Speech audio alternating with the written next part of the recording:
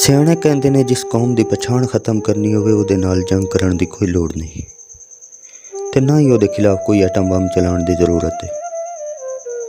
ਬਸ ਉਹਦੇ ਹੀਰੋ ਬਦਲ ਦਿਓ, ਕੌਮ ਦੀ ਤਾਰੀਖ, ਜਗਰਾਫੀਆ ਤੇ ਪਛਾਣ ਸਭ ਕੁਝ ਆਪਣੇ ਆਪ ਖਤਮ ਹੋ ਜਾਏਗਾ। ਜਿਸ ਤਰ੍ਹਾਂ ਪੰਜਾਬ ਦੀ ਧਰਤੀ ਦੇ ਨਾਲ ਇਹੋ ਖੇਡ ਖੇਡੀ ਜਾ ਰਹੀ ਹੈ। ਅੱਜ ਪੰਜਾਬ ਦੇ ਰਹਿਣ ਵਾਲਿਆਂ ਨੂੰ ਆਪਣੇ ਅਸਲ ਹੀਰੋਜ਼ ਦਾ ਬਹੁਤ ਘੱਟ ਇਲਮ ਹੈ, ਜਿਹੜਿਆਂ ਨੇ ਆਪਣੀ ਧਰਤੀ, ਆਪਣੇ ਵਤਨ ਦੀ ਖਾਤਰ ਨਾ ਸਿਰਫ ਆਪਣੀਆਂ ਜਾਗੀਰਾਂ ਬਲਕਿ ਆਪਣੀਆਂ ਜਾਨਾਂ ਦੇ ਨਜ਼ਰਾਨੇ ਵੀ ਦਿੱਤੇ ਤੇ ਜਿਹੜਿਆਂ ਨੇ ਗੱਦਾਰੀ ਕੀਤੀ, ਉਹਨੇ ਆਪਣੀ ਧਰਤੀ, ਆਪਣੀ ਕੌਮ ਦਾ ਸੌਦਾ ਕਰਕੇ ਜਾਗੀਰਾਂ ਲਈਆਂ, ਉਹ ਅੱਜ ਸਾਡੇ ਹੀਰੋ ਨੇ। ਤੇ ਸੰਨ 47 ਤੋਂ ਲੈ ਕੇ ਹੁਣ ਤੱਕ ਪੀੜ੍ਹੀ ਦਰ ਪੀੜ੍ਹੀ ਸਾਡੇ ਤੇ ਹੁਕਮਰਾਨੀ ਵੀ ਕਰਦੇ ਆ ਰਹੇ ਨੇ। ਹੋ ਸਕਦਾ ਹੈ ਸਾਡੇ ਜ਼ਵਾਲ ਦੀ ਅਸਲ ਵਜ੍ਹਾ ਇਹੀ ਹੋਵੇ ਕਿ ਅਸੀਂ ਇਹਨਾਂ ਅੰਗਰੇਜ਼ ਦੇ ਨਸਲੀ ਗੁਲਾਮਾਂ ਨੂੰ ਆਪਣੇ ਹੀਰੋ ਸਮਝਦੇ ਹਾਂ ਤੇ ਆਪਣੀ ਧਰਤੀ ਤੇ ਜਾਨਾਂ ਵਾਲਿਆਂ ਨੂੰ ਭੁੱਲ ਗਏ ਹਾਂ।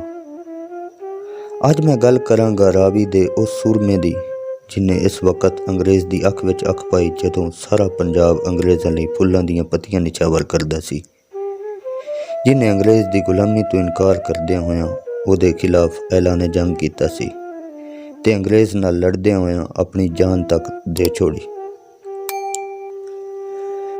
ਮੈਂ ਬੋਲਣਾ ਸੰਨ 57 ਤੇ ਅੱਜ ਦੇਣੀ ਹੈ ਗੱਲ ਨਖੇੜ, ਕਿਵੇਂ ਘੱਤਿਆ ਨਾਲ ਅੰਗਰੇਜ਼ ਦੇ ਰਾਵੀ ਦੀਆਂ ਰਾਠਾਂ ਭੇੜ। ਅਸੀਂ ਰਾਖੇ ਦੇਸ ਪੰਜਾਬ ਦੇ, ਸਾਡੀ ਗੁੱਟੀ ਵਿੱਚ ਵਫਾ, ਸਾਡੀ ਪੱਗ ਦੇ ਵੱਲਾਂ ਉਲੀਕਿਆ ਰਾਵੀ ਦਾ ਦਰਿਆ। ਅਸੀਂ ਅਣਖੀ ਜੀਵਨ ਜਿਉਂਦੇ, ਸਾਨੂੰ ਉੱਚ ਪੁਣੇ ਦੀ ਮੱਤ, ਅਸੀਂ ਪਾਣੀ ਵਾਂਗੂ ਲੁੜਾਉਂਦੇ ਜੇ ਗੈਰਤ ਮੰਗ ਲੈ ਰੱਤ।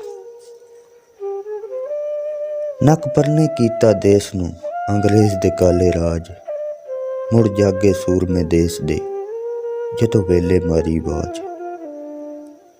ਡੰਗ ਪਰਤੇ ਸੰਦਲ ਬਾਰ ਦੇ, ਰਾਵੀ ਦੀ ਵੱਧ ਗਈ ਸ਼ਾਨ, ਜਦ ਰਾਏ ਨੱਥੂ ਦਾ ਪੁੱਤ ਉੱਠਿਆ ਰਾਏ ਅਹਿਮਦ ਖਾਨ।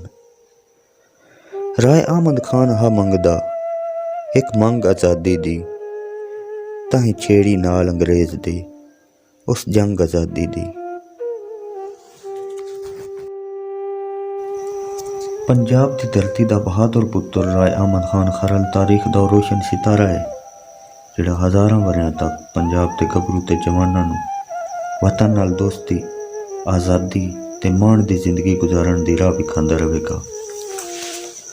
ਤਾਰੀਖਦਾਨ ਲਿਖਦੇ ਨੇ ਜੇ ਰਾਵੀ ਦੀ ਰਿਵਾਇਤ ਨੂੰ ਅਗਰ ਕਿਸੇ ਖਰਲ ਤੇ ਮਾਣ ਹੈ ਤੇ ਫਖਰ ਹੈ ਤੇ ਉਹ ਰਾਏ ਅਹਿਮਦ ਖਾਨ ਖਰਲ ਹੈ, ਜਿਸ ਨੇ ਸਾਡੀ ਪਾਕ ਧਰਤੀ ਤੇ ਕਾਬਜ਼ ਅੰਗਰੇਜ਼ ਸਾਮਰਾਜ ਦੀ ਬਾਲਾਦਸਤੀ ਨੂੰ ਕਦੇ ਤਸਲੀਮ ਨਹੀਂ ਸੀ ਕੀਤਾ ਤੇ ਉਹਨਾਂ ਦੇ ਨਾਲ ਲੜਦੇ ਲੜਦੇ ਆਪਣੀ ਜਾਨ ਤਾਈਂ ਦੇ ਛੋੜੀ। ਰਾਏ ਅਹਿਮਦ ਖਾਨ ਦਾ ਜੱਦੀ ਪਿੰਡ ਜਾਮਰਾ ਸੀ, ਜਿਹੜਾ ਹੁਣ ਫੈਸਲਾਬਾਦ ਵਿੱਚ ਵਾਕਿਆ ਤੇ ਉਹਨਾਂ ਦੀ ਪੈਦਾਇਸ਼ 1753 ਵਿੱਚ ਹੋਈ। ਉਹਨਾਂ ਦੇ ਵਾਲਿਦ ਦਾ ਨਾਂ ਰਾਏ ਨੱਥੂ ਖਾਨ ਖਰਲ ਸੀ। ਅੰਗਰੇਜ਼ ਦੁਸ਼ਮਣੀ ਉਹਨਾਂ ਵਿੱਚ ਕੁੱਟ-ਕੁੱਟ ਕੇ ਭਰੀ ਹੋਈ ਸੀ ਤੇ 1857 ਦੀ ਜੰਗ ਆਜ਼ਾਦੀ ਦੇ ਦੌਰਾਨ ਅੰਗਰੇਜ਼ ਨਾਲ ਲੜਦਿਆਂ ਲੜਦਿਆਂ ਆਪਣੀ ਜਾਨ ਤਾਈਂ ਦੇ ਛੋੜੀ।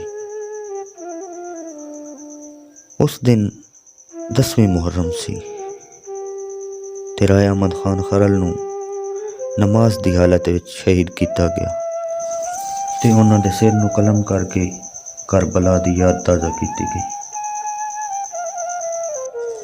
ਇਸ ਵਕਤ ਉਹਨਾਂ ਦੀ ਉਮਰ 80 ਸਾਲ ਸੀ।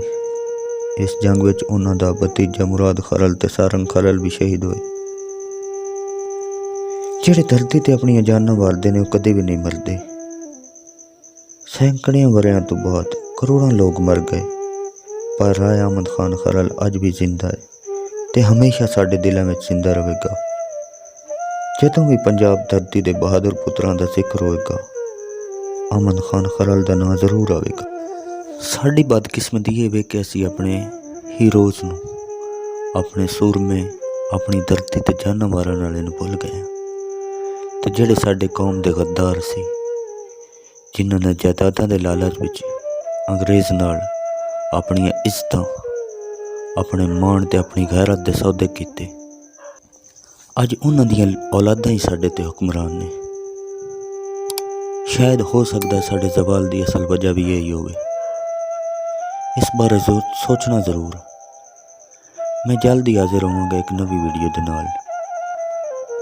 ਤੇ ਵੀਡੀਓ ਦੇ ਬਾਰੇ ਤੁਸੀਂ ਆਪਣੀ ਕੀਮਤੀ ਰਾਏ ਦਾ ਇਜ਼ਹਾਰ ਜ਼ਰੂਰ ਕੀਤਾ ਕਰੋ। ਇਹ ਤੁਹਾਡਾ ਸਾਡੇ ਲਈ ਇਨਾਮ ਹੁੰਦਾ। ਰੱਬ ਰੱਖਾ।